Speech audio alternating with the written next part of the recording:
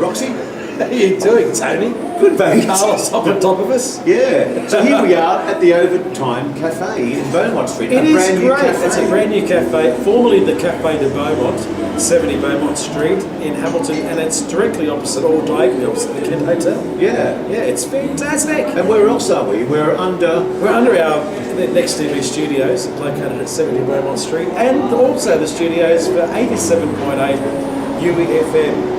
And he'll be wearing the sandwich board as we leave on the roundabout, so everyone can see. There's nothing wrong with a free plug every now and then, is there?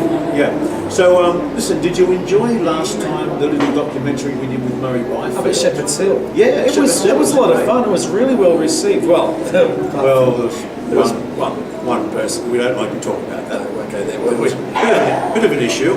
But anyway, dog out there.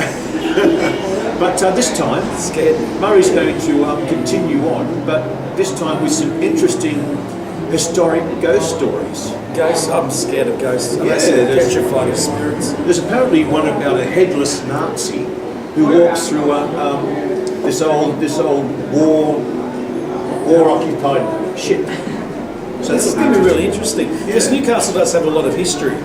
And with that history being a long time ago, there are some interesting ghost stories to tell. They're great. Yeah. And you know what? If anyone else has got some ghost stories that they would like to share, we could possibly even be in touch with them. Absolutely. Just send an email to this email address right here, and we'll come and interview you and find out some more information. Yeah. Could even send Murray Byfield around. Yeah. So join us for the next few minutes as we take you on a journey into Newcastle's haunted historic past. Cheers. No, that's a different story altogether. So that's a ship called the Templar, Okay. and that was a ship that was a visitor here in after World War II. So you're probably talking late 40s, early 50s, and it was commandeered by the Germans. It's a Norwegian ship, and it was commandeered by the Germans in World War II, and they converted it into a raider and put guns and things like machine guns and stuff like that on it, and they used it in the war. So when the war finished, the Norwegians claimed it back, and they disarmed it, it's probably a better word, disarmed and they put it back into service. And what happened with that particular story was when the ship came into port here at Newcastle, stories started getting around town about the ship being haunted by a headless Nazi soldier. Cool. That's what our viewers want to hear. And a couple of the shipmates, including the nurse, actually had seen this figure just wander across the room and headless in a grey uniform and just sort of minding its own business, wandering across. Wow. There was another story attached to that too. Some of the crew would see a black dog in the forecastle of the ship as well. So they kind of put that down to being used in the war and being commandeered by the Germans. That it was a German soldier that was haunting the ship, and the crew was scared stiff of it. They really didn't like going to certain parts of the ship during the night because it just scared the hell out of them. The officers, on the other hand, were kind of a bit sceptical about the whole thing, but they were quite happy to kind of share the story. So that's a fantastic story about Newcastle. Really nobody knows about. Yeah.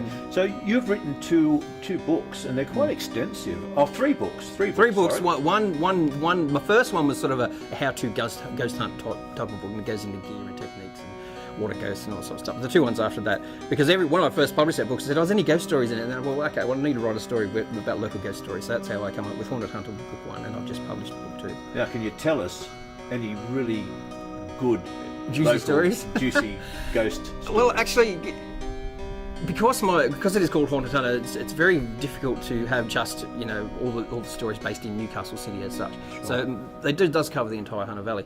But this particular story came to me through my website a couple of years ago from a lady who used to work at a gentleman's club.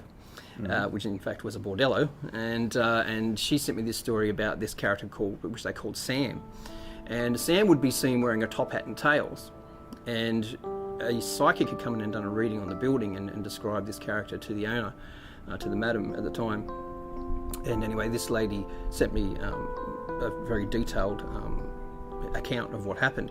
And so apparently what happened is that this lady, after she'd worked for the night, also had a day job, so she would stay and she'd sleep at the place, and then she'd get up in the morning and go to a day job. Anyway, long story short, she would hear quite often a lot of banging crashing coming from downstairs, and she would go downstairs to investigate, and she'd never find anything. She'd even grab a knife out of the kitchen and come down just in case there was someone breaking in, which they never found a living human being there. But they assumed that this was this character called Sam, and apparently also what used to happen to them when she used to sleep there at the night time is that she'd get a shove in the shoulder every now and then, and he would tug on their feet and wake them up. And one particular night, she basically, he was mucking around with them when she was trying to have a sleep, and she got up, she woke up, and she told him to F off. And apparently the whole place just went to hell. Things went, smashing and crashing and flying around. And she was actually staying there with another girl at the time. And they sort of cowered behind the sofa and were scared. And they said, "Oh, really sorry, Sam. I'm really, really sorry for abusing you." And after they apologised, the whole thing settled down.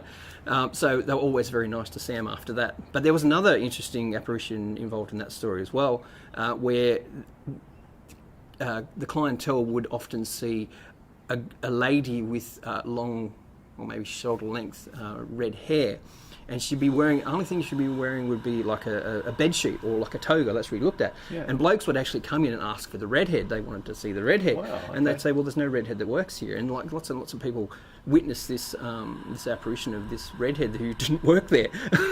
And that wasn't just clients; that was also staff as well. So where was this at? This is, I'm not sure of the actual address. It's sort of up towards the end, towards Muso's Corner.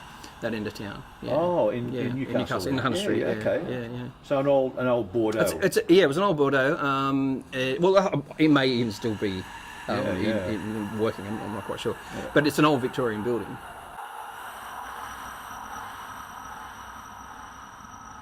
Thank you so much for joining us today on Next TV Australia. It's been an absolute pleasure. Thank you for having me. Yeah, it's been fantastic.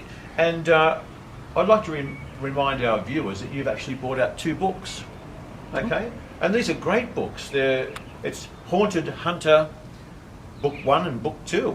Find them is online on my website, so you can go to huntervalleyghost.com.au and go to our bookshop, and you can purchase them online there through PayPal.